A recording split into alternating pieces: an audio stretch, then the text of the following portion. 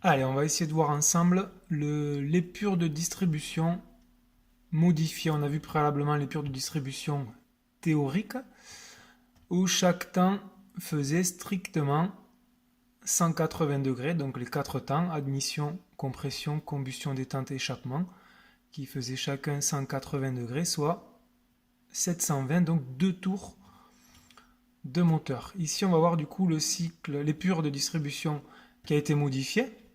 Donc là, on se retrouve au début de l'admission, c'est-à-dire au PMH. Anciennement, on avait l'admission qui commençait ici. Ici, pour améliorer le remplissage, on a ouvert prématurément la soupape d'admission. Donc ici, quelques degrés avant le point mort. On peut voir ici à gauche sur le petit dessin qu'on est quelques degrés avant le point mort. On commence à ouvrir la soupape d'admission. Donc ensuite mon piston descend ici, on remplit notre cylindre, on arrive ici, pleine ouverture admission. Hop, hop, hop. J'arrive au PMH, au PMB pardon. Et là anciennement, on avait donc la fin de notre temps d'admission sur notre épure théorique. On va profiter du coup qu'il y ait encore de la dépression dans mon cylindre et on peut constater ici que malgré le déplacement du vilebrequin, le piston il bouge très peu. Regardez ici à gauche. Donc on va retarder ici la fermeture de la soupape d'admission. On a appelé ça tout à l'heure de l'avance ouverture à l'admission.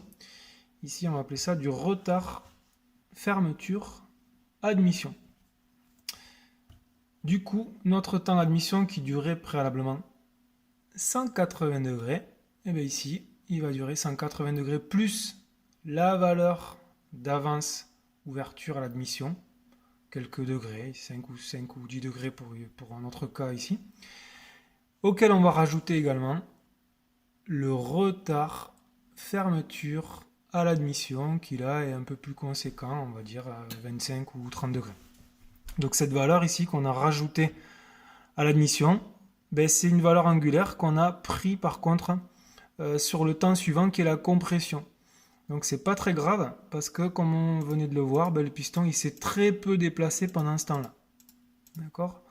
Donc là on a à présent nos deux soupapes qui sont fermées, on est au retard fermeture admission pour enclencher le temps suivant qui est le temps compression. Donc on va compresser le mélange parce qu'on est sur un moteur essence, on comprimerait que de l'air si on était sur un diesel.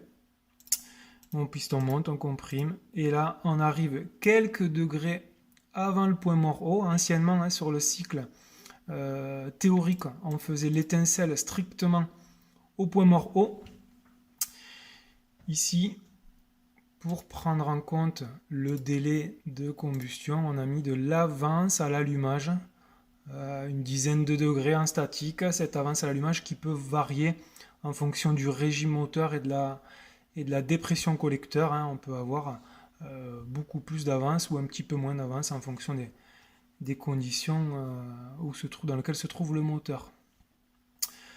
Donc on a fait notre étincelle ici et on a fini du coup le temps compression. Notre temps compression qui faisait anciennement 180 degrés sur le cycle théorique, et bien ici il va faire 180 degrés moins la valeur que l'on a donnée ici au temps d'admission, donc moins retard fermeture admission, on va dire admettons 30 degrés, et on va retirer également l'avance à l'allumage, donc une dizaine de degrés. Du coup notre temps fera moins de 180 degrés en valeur angulaire à vilebrequin.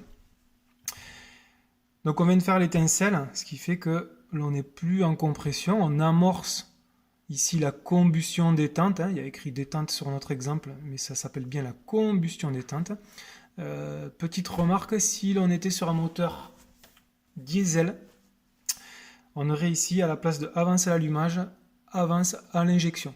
C'est à ce moment-là qu'on injecte sur un moteur diesel, pour amorcer également la combustion. Donc nous on est en essence, avance, allumage.